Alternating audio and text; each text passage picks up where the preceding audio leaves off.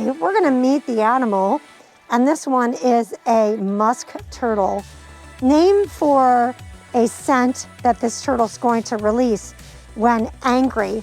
Now this one happens to be a female. The bottom of her shell is flat.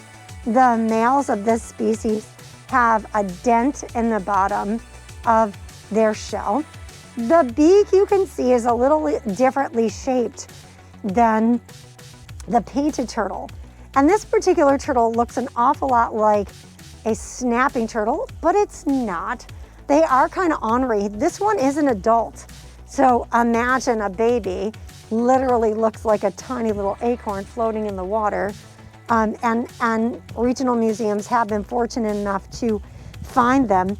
This one and all musk turtles spend a lot of time underwater, to the point where algae actually grows on their shell. This is all algae growing on their shell.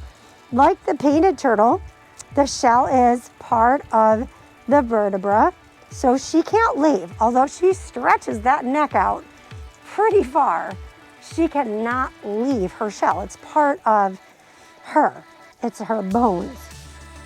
Although there are scutes on top of the shell, right? That's part of the identifying factors.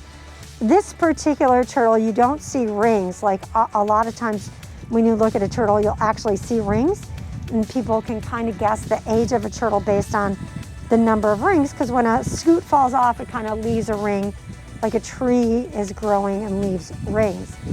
Check out that very long neck. So musk turtles are really good climbers. They're very good swimmers, and they don't have a ton of protection underneath them. So they happen to be very popular food if you are an otter.